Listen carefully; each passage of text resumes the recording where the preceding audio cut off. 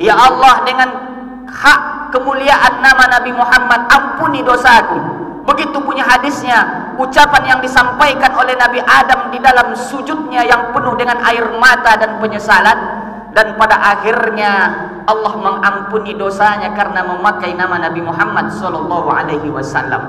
Ketika itu Allah bertanya bukan tak tahu, karena Allah Maha tahu, karena Allah hanya ingin membagi tahu kepada orang yang tak tahu dan kepada orang yang tak mau tahu. Seluruh sahabat menangis melihat keadaan Nabi Muhammad yang berdarah, patah gigi gerahangnya itu. Akhirnya dia bersembunyi di balik bukit Uhud bersama para sahabat yang melindunginya. Ketika itu sahabat bertanya, "Wahai Muhammad, wahai Rasulullah, kamu kan punya satu doa. Setiap nabi dan rasul punya dakwatun mustajabah, satu doa yang mustajab. Doalah kepada Allah ya Nabi, berdoalah kepada Allah ya Rasulullah. Ratakan kaum kafir Quraisy itu, ratakan kaum-kaum yang memusuhi Islam, ratakan Makkah itu wahai Nabi Muhammad." Kata Nabi tidak mau mendoakan itu. Doa itu akan kusimpan, kata Rasulullah, li syafa'atin ummati fi yaumil qiyamah. Doa itu aku simpan untuk umatku nanti di hari kiamat. 14 abad yang lalu dia sudah pikirkan kita, saudaraku. 14 abad yang silam dia sudah memikirkan nasib kita di padang mahsyar nanti. Begitulah cinta dan sayangnya dia kepada kita. Tanda dia rahmat bagi seluruh alam. Dia datang tidak dengan kekerasan, tapi dia datang penuh dengan cinta dan kasih sayang.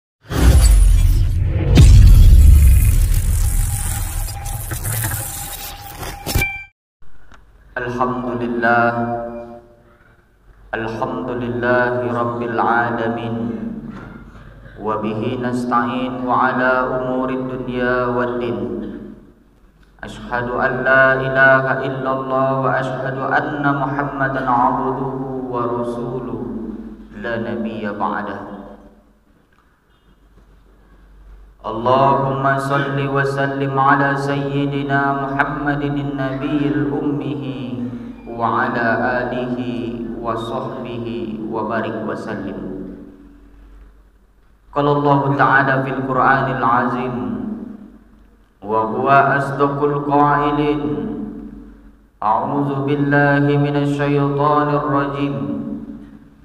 Ya ayyuhallazina amanu taqullaha haqqa tuqatih wa la tamutunna illa wa antum muslimun.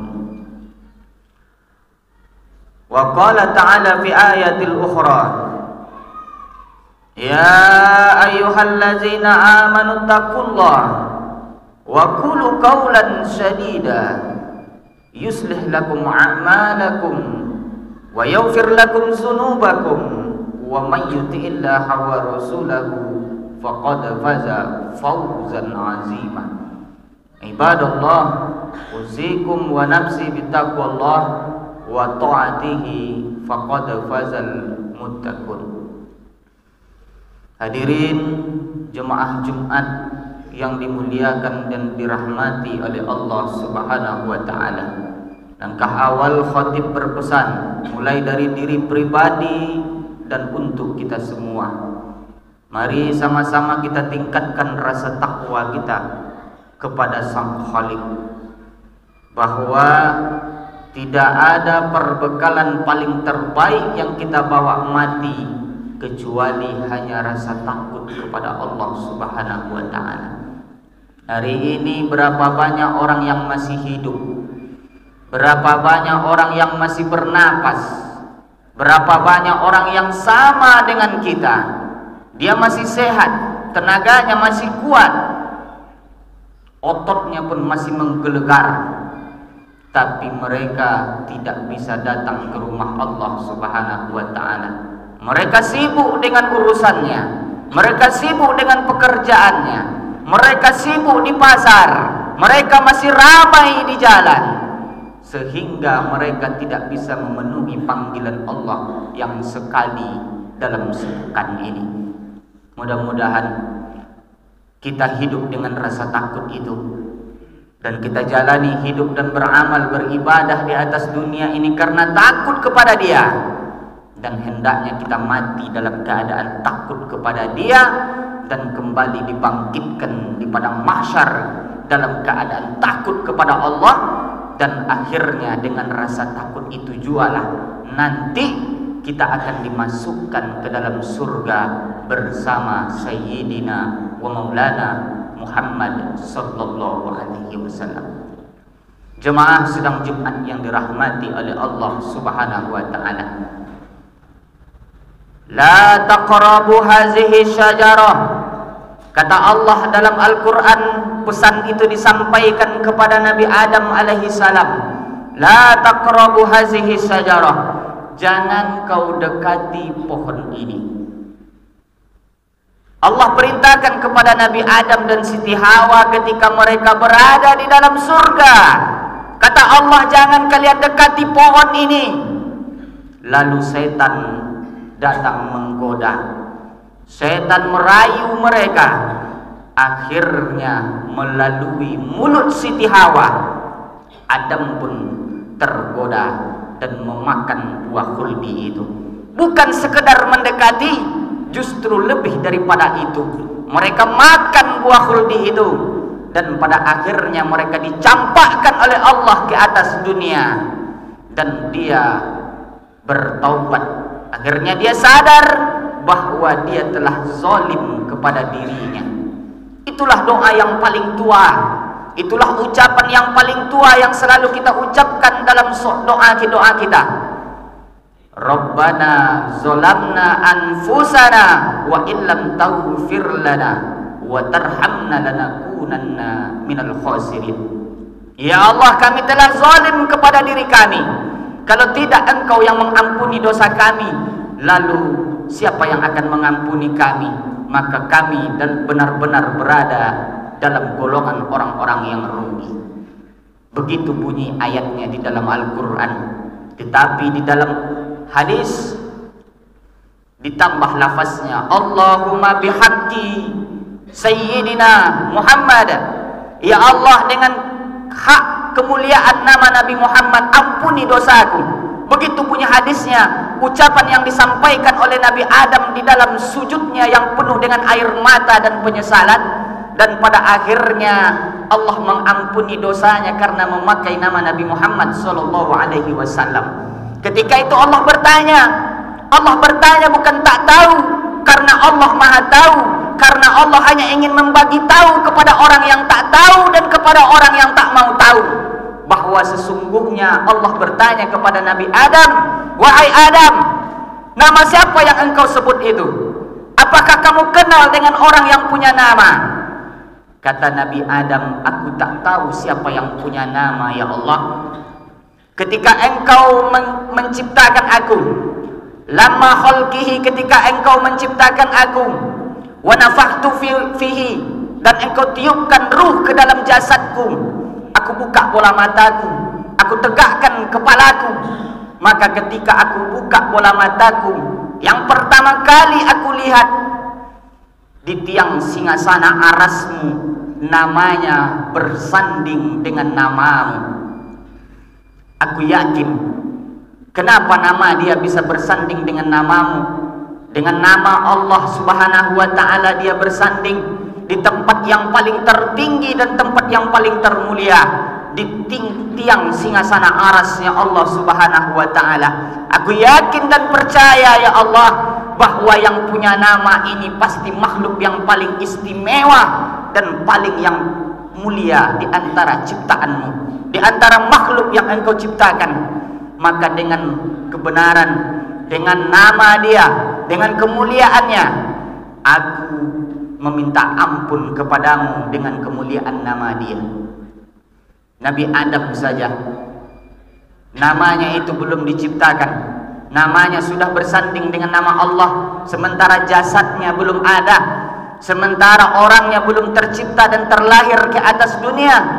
Maka namanya sudah disandingkan Allah dengan nama Allah di tempat yang paling tertinggi, di atas singgasana tiang aras Allah Subhanahu wa ta'ala. Bahwa nama itulah Akhirnya Nabi Adam diampunkan dosanya oleh Allah Subhanahu wa ta'ala. Nama itu diciptakan Allah berupa seorang makhluk yang lahirnya bukan pertama kali, justru dia menjadi utusan Allah yang terakhir kali. Misinya apa? Sesuai dikatakan Allah dalam Al-Quran, wa ma arsalnaka illa rahmatan lil alamin. Sungguh kami utus Muhammad itu sebagai penyempurna akhlak manusia. Dia kami utus untuk rahmat, kasih sayang bagi alam semesta. Rahmat itu artinya kasih sayang. Makanya dia membawa agama Allah ini bukan dengan kekerasan, bukan dengan gencatan senjata, bukan dengan zalim, bukan dengan perperangan, tapi dia bawa agama Allah ini penuh dengan kasih sayang dan cinta, karena dia diutus untuk menebar cinta di antara makhluk-makhluk Allah di atas muka bumi ini. Maka dia datang dengan misi perdamaian, menanamkan akhlak yang mulia, mencantumkan budi pekerti yang baik, menanamkan akhlak yang mulia dan budi pekerti, ditambah dengan kasih sayang yang ada di atas hati manusia, sehingga dia berhasil menyebarkan agama Allah di atas muka bumi ini. Dia datang bukan dengan kekerasan, dia datang bukan dengan gencatan senjata, dia datang bukan dengan perperangan, tapi dia datang dengan kasih sayang, rahmat bagi seluruh alam. Dia bukan siapa-siapa, bahkan dia disepelekan, bahkan dia dihina, bahkan dia diancam mau dibunuh. Dia terlahir sebagai seorang yatim, 2 bulan di dalam kandungan ibunya. Ayahnya sudah dulu lebih wafat. Jadi dia terlahir tidak pernah melihat wajah sang ayah. Ketika masih berada di dalam pelukan sang ibu, ibu yang sekaligus menjadi seorang ayah, tak lama sesudah itu ibu itu pun dipanggil oleh Allah Subhanahu wa ta'ala. Satu persatu ranting tempat bergantung itu mulai patah, diambil oleh Allah, dan akhirnya dia diasuh dan dibesarkan penuh dengan kasih sayang oleh kakeknya Abdul Muthalib. Ini cucu paling kesayangan. Ketika Muhammad berlari-lari di atas kasur yang empuk dibentangkan di tepi Ka'bah, seluruh anak, saudara-saudara, sepupu dari Nabi Muhammad tak ada yang berani naik ke atas kasur itu. Maka ketika Muhammad naik, semua orang melarang, termasuk pamannya. Tapi apa kata Abdul Muthalib? Jangan, dia cucuku paling tersayang. Ayahnya anakku Abdullah, 2 bulan dia di kandungan ibunya, dia sudah meninggalkan anaknya. Aku rindu kepada dia, aku ingin memeluknya. Maka Muhammad menjadi cucu kesayangan oleh Abdul Muthalib. Tak lama sesudah itu Abdul Muthalib pun dipanggil oleh Allah. Patah lagi tempat bergantung itu, dan pada akhirnya tempat bergantung terakhir kalinya, satu-satunya yang tinggal pamannya. Tak lama sesudah itu paman itu pun dipanggil oleh Allah. Dan pada tahun yang sama istrinya Khadijah dipanggil oleh Allah Subhanahu wa ta'ala. Habis tempat bergantung, tidak ada lagi dahan untuk bergantung, semua itu mulai patah diambil oleh Allah. Kenapa? Karena Allah cemburu. Tidak ada mau Nabi Muhammad cinta kepada makhluk, tidak mau membuat Nabi Muhammad bergantung dan bersandar kepada makhluk, karena Allah hanya ingin menanamkan cinta itu kepada hati Muhammad, hanya bersandar kepada Allah Subhanahu wa ta'ala saja. Allah ambil tempat bergantung itu, satu persatu tempat bergantung itu mulai patah, dan akhirnya Nabi Muhammad itu pun tidak ada tempat bergantung kecuali kepada Allah Subhanahu wa ta'ala. Nabi Muhammad tetap kuat, dia tetap berdaya, dia tetap bersemangat, karena dia kuat bukan karena manusia, dia kuat bukan karena paman, istri, kakeknya dan ibunya, tapi dia kuat karena Allah. Dia gantungkan segala nasibnya hanya kepada Allah. Maka ketika itu dia mulai menjadi musuh bagi orang-orang kampung sendiri. Ujian terberat dalam hidupnya ketika orang yang melantik dirinya menjadi musuh pertama kali bukan orang lain, bukan tetangganya, bukan sahabatnya, bukan orang kampungnya, tapi orang yang pertama melantik dirinya menjadi musuh Nabi Muhammad adalah paman kandungnya, saudara kandung dari ayah kandungnya, melantik dirinya menjadi musuh karena Nabi Muhammad membawa agama yang mengganggu kepentingan sosial mereka, mengganggu bisnis mereka, mengganggu jabatan yang ada dalam kekuasaan yang dipegang di masa itu. Akhirnya Nabi Muhammad diburu, dicari, bahkan mau dibunuh. Terpaksa dia tinggalkan kampung halamannya, berangkat ke Madinah Al-Munawwarah. Begitulah pahitnya hidup yang dia jalani, tapi dia tidak pernah memiliki rasa dendam sedikit pun kepada musuh-musuh Allah.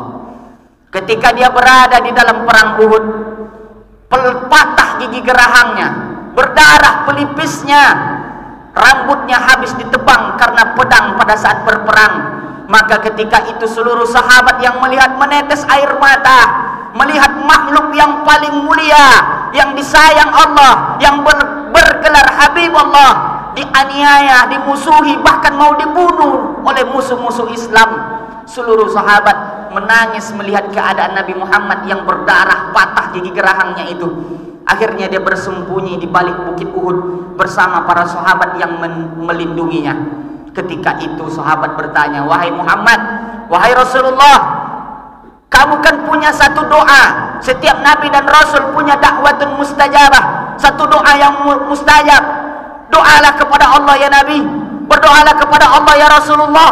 Ratakan kaum kafir Quraisy itu, ratakan kaum-kaum yang memusuhi Islam, ratakan Makkah itu wahai Nabi Muhammad." Kata Nabi tidak mau mendoakan itu. Doa itu akan kusimpan, kata Rasulullah, li syafa'atin ummati fi yaumil qiyamah. Doa itu aku simpan untuk umatku nanti di hari kiamat. 14 abad yang lalu dia sudah pikirkan kita, saudaraku. 14 abad yang silam dia sudah memikirkan nasib kita di padang mahsyar nanti. Begitulah cinta dan sayangnya dia kepada kita. Tanda dia rahmat bagi seluruh alam. Dia datang tidak dengan kekerasan, tapi dia datang penuh dengan cinta dan kasih sayang. Suatu hari dia sengaja berjalan kaki menuju negeri Taif, berharap nanti di negeri Taif dia akan disambut dengan tola'al badru alaina, dia akan disambut, dimuliakan, dihargai di negeri itu. Dan pada akhirnya dia disambut dengan caci maki, sumpah serapah. Dia dilempar dengan batu, dia dilempar dengan pelepah kayu. Akhirnya betisnya berdarah. Ketika betis itu berdarah, datang malaikat Jibril. Apa kata Jibril? "Hai Muhammad, andaikan darah di betismu itu menetes satu tetes saja sampai ke atas tanah dan bumi ini, akan kubolak-balikkan kampung Taif itu." Segera Nabi Muhammad mengambil tangannya, lalu dia usap darah yang mulai mengalir di sendalnya itu supaya tidak menetes ke atas bumi. Datang malaikat yang kedua, Malakul Jibal, malaikat penjaga seluruh gunung-gunung di atas muka bumi Allah ini. Apa kata dia? "Hai Muhammad, kau tunjuk mana bukit yang paling besar di atas kota Mekah ini, akan kutimpakan ke negeri Taif itu." Kata Nabi Muhammad, "Jangan Malakul Jibal, cukuplah Allah sebagai penolong di atas segala kesusahanku ini." Lalu dia angkat tangannya, "Ya Allah, Allahumma akhrijna min azlabihim." Ya Allah, keluarkan dari tulang sulbi mereka. Ya Allah, keluarkan anak cucu mereka, masyarakat Taif.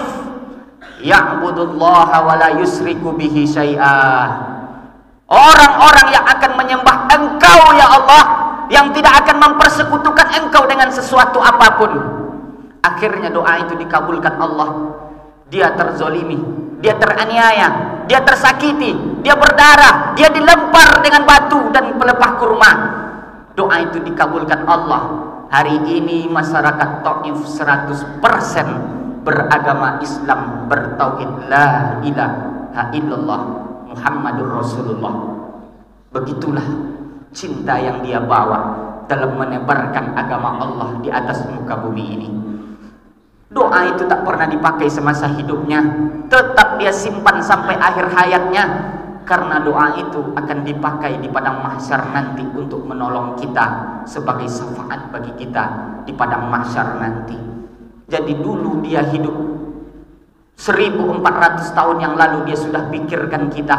Lalu apa yang sudah kita perbuat untuk dia, untuknya, untuk agama yang dia bawa, untuk anak cucu dan keturunan kita di masa yang akan datang.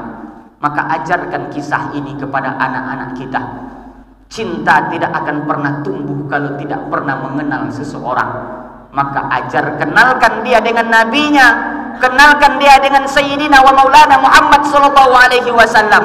Ketika dia sudah kenal, dia akan cinta kepada nabinya. Ketika dia sudah cinta kepada nabi dan agama yang dibawa oleh Rasulullah, dia tidak akan berpikir untuk berjihad di jalan Allah. Dia akan berjihad dengan hartanya, dia akan berjihad dengan kekuasaan yang ada di dalam genggaman tangannya. Dia akan berjihad dengan apa yang dia miliki untuk menolong agama Allah supaya bersama dengan Nabi Muhammad di dalam surga bersama dengan dia nantinya. Almar'u man ahab, kata Nabi, kalian akan bersama dengan orang yang kalian cintai di dalam surga. Maka dengan cinta itu kita rindu dengannya, dengan cinta itu kita sayang kepadanya, dan dengan cinta itu juga nanti kita akan bersama dengan dia di dalam surga Allah subhanahu wa ta'ala. Maka oleh karena itu, di bulan Maulid kita tunjukkan rasa cinta kita dengan solawat, dengan tabligh akbar, dengan pengajian, mendengarkan kisah sejarah dia. Salahkah kita? Saya rasa Nabi tidak akan pernah membenci kita karena kita menunjukkan rasa cinta kita sesuai dengan sesuai dengan visi dan misi yang dia bawa. Maka ajarkan itu kepada anak cucu kita. Insya Allah agama ini akan ditolong sampai akhir masa, sampai dunia ini sudah mulai tiada. Barakallahu li wa lakum fil Qur'anil azim wa nafa'ani minal ayati wa zikril hakim. Fataqabbal minni wa minkum tilawatahu innahu wa huwal ghafurur rahim.